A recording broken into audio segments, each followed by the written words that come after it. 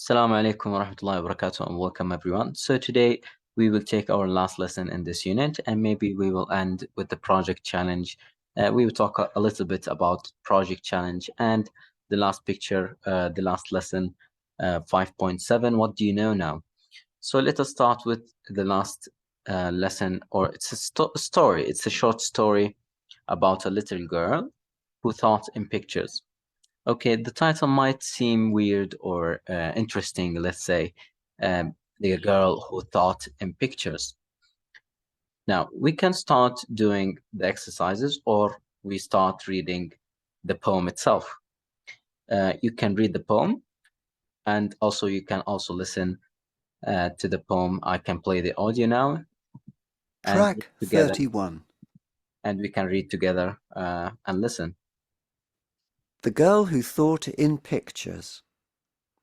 If you've ever felt different, if you've ever felt low, if you don't quite fit in, there's a name you should know. Temple Grandin's that name. Unique from the start, an unusual girl. She loved spinning circles and watching things twirl. But some things she hated, like certain loud sounds, or bright crowded places, large cities and towns. Frilly dresses with tags made her itch, pull and tug. Something else that she hated? A big squeezy hug. A shy loner, this Temple. But when she got mad, when her feelings of stress and frustration got bad, quite a tantrum she'd throw, kick, holler, bang, shriek. Yet still by age 3, not one word did she speak. She'll never be normal, was what some did say. Her brain's not quite right, you must send her away. Away? Not my Temple, her mother proclaimed. We will figure this out. You should all be ashamed. Then, little by little, though sometimes she balked, special teachers helped Temple, and one day she talked. And that thing with her brain, it was autism, see? She was different, not less. They all finally agreed. Okay, guys, so after reading the interesting poem, let's take a look at the glossary. We have some new words we can take a look at. Twirl. Twirl means to turn around quickly, just like this toy that she's looking at. It's twirling. Frilly, decorative material on a dress or skirt. The same we have here. Also, the last one, itch, which means rub or scratch your skin with your nails. Those are new interesting words from the glossary. We can do the activities together. We are going to do number 4. Are these sentences true or false about Dimple? A, she's different from other children. So have you read the poem and tried to figure out the answer to the first one? Do you think she's different from other children? Well, first, she doesn't like frilly dresses with tags. She doesn't like crowded places. She loves spinning circles, watching things twirl. So these are things, let's say, different children would like. She loves spinning. So true, true. She doesn't like busy places. True, she doesn't like crowded places. She likes frilly dresses. This is false. She does not like frilly dresses. They give her an itch or made her itch. Last one, she doesn't like cuddles. So a big squeezy hug is the most she hated. So let's take a look at the answers. All true, D is false. You can do activity 5 and 6 by yourself. Let's move to activity number 10. So we have also new words in the back of the poem. Tantrum. When a young child gets angry, we call this tantrum. Shriek, a loud, high cry, or basically a scream. When someone's screaming, it's shriek. Balk, protest because you don't want to do something. So if you refuse doing something, this is called balk. Now, activity 10 vocabulary, use these actions verbs from the poem to complete these sentences. Now, these are verbs or action verbs: itch, shriek, bang, hug, talk, twirl. Let's try to do the first one. A, she, when she saw the spider. So if you see a spider, what's the first thing you should do? Shriek, which is make a high, loud cry. So we can write shriek, or we put A next to the word. B, he always his teddy bear at night. Itch, bang, hug, talk, twirl. The correct answer is hug. C, he on the door, but no one let him in. Banged on the door. D, the dancer around the stage. Twirled. Last one, her woolly jumper made her itch. Made her itch. All right, now the rest of the activities are very easy, very simple. Let's take a look at the project challenge so we can save some time. Now, the project challenge for this unit, we have project A, to make a brain comic like the one we have here. It's a picture about what the brain can do: running, breathing, maybe also eating, digesting, reading, using language, studying. These are all things the brain can do for us. Now, there are many steps you can follow. You can read them and try to follow them to do the comic about brains. Or you can do project B, which is even simpler. You are going to design a brain. Now, imagine you are taking a part in a contest to draw, paint, or make your very own interpretation of the brain. So let's say you are thinking or imagining the brain looks like this one here. It's a brain with glasses and a clock or scarf. You are imagining the brain to be like this. Or you can go back to the first cover of this unit to find out more examples of the brain. Now, let's take a look at this picture here. This picture represents the brain, but it's like a puzzle. It's like a puzzle. This one looks like a house that has memories and feelings. Now, this picture here looks like hands tied together. So there are interesting interpretations or imaginations. You can do whatever you like, either A or B. The project marks are 10 marks. So be sure to deliver your project on time. It's today is Thursday, not today, not next week, the week after, which is probably February 10th is the date where you should deliver the project. Okay, so next week, what we are going to do is check the books, workbooks, check conversation, dialogues, check writing homeworks. All of that we are going to check in this week, actually, upcoming week.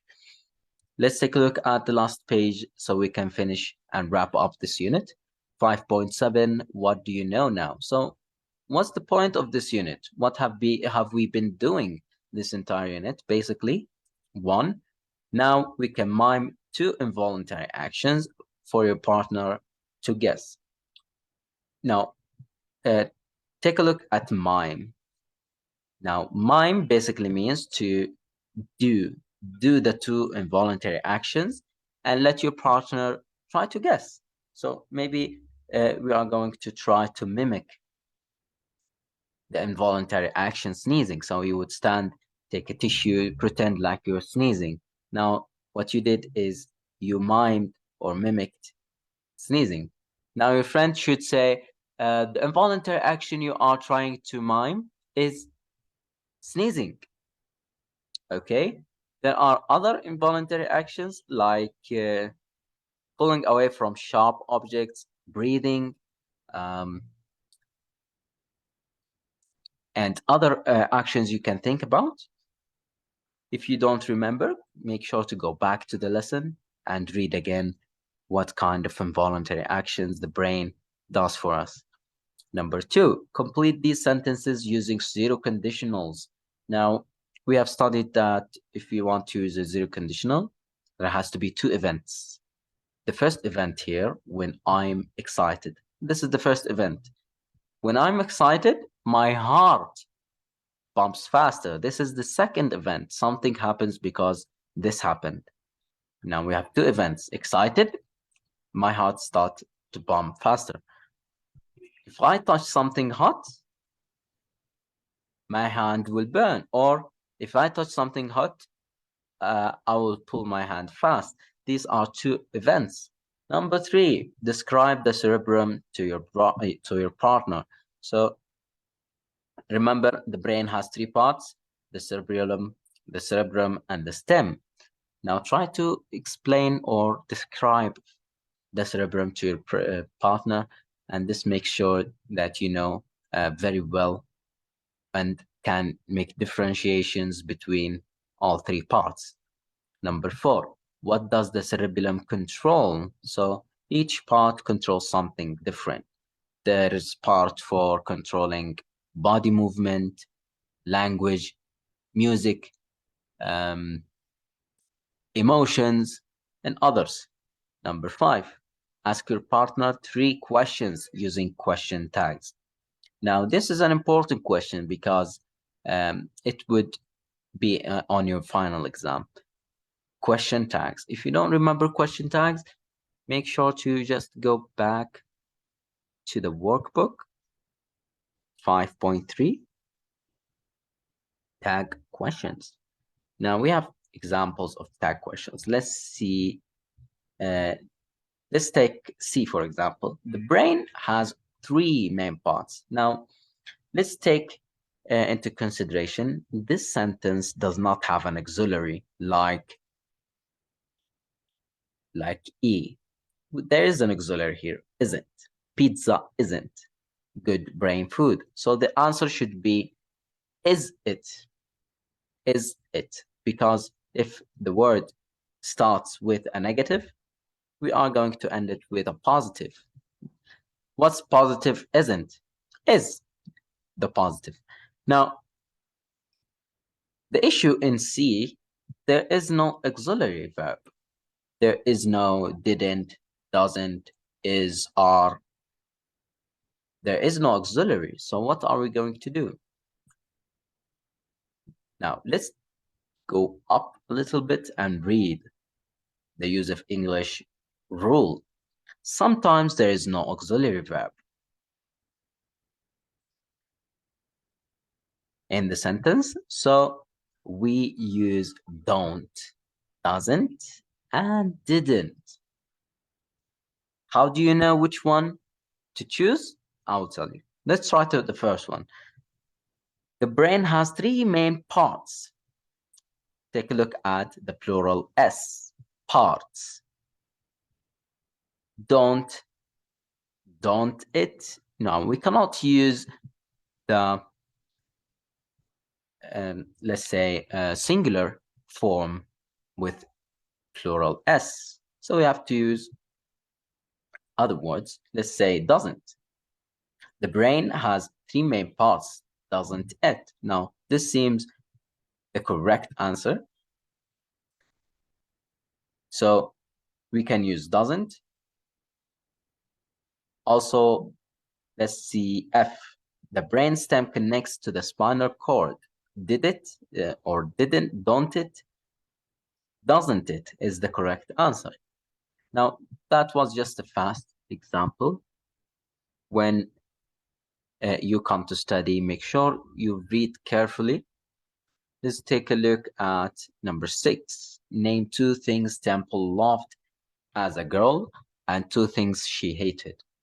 Now, if you remember clearly the poem, she loved swinging and she loved watching things twirl.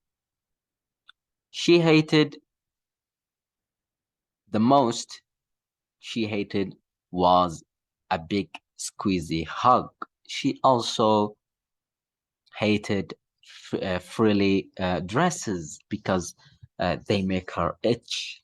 7, choose 2 facts that really interest you about the brain. Now, there are many facts like the brain controls the body, the brain, parts of the brain control language, music, and what's not. You can answer the questions down below by yourselves. I can understand and do memory and brain experiments. We have done experiments in the workbook, so have you done it? Do you feel that you can do it anytime, or do you need to practice more? All right, so that was it for the learner book. Now, on the activity book, we have done most of the pages. Your homework will be all the way from page, let's see, page 56 to page 67. All the way to page 67. So 11 pages is the homework, or actually the entire unit. Now, every day we used to get 2 pages, so you should be able to finish what's left during this weekend. So next week we can check and mark your mark list. Okay. Is there anything left to explain? Next term, inshallah, we will be taking a look at activity at Unit 6, Great Stories. We are going to listen, find out about different types of stories. So that's probably interesting to read about stories. Let's take a look at Unit 7. Unit 7 is going to be about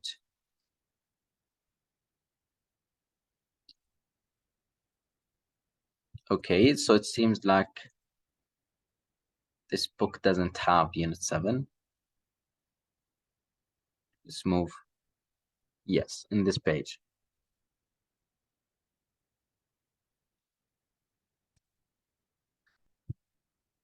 Okay, ancient Rome and Egypt. We are going to learn about ancient Egyptian inventions. Interesting topics. Maybe try to prepare those units before the start of the 3rd term. That's it for today. Thank you for watching this video. See you later. And if you need any help, make sure to come to me and ask me during class time.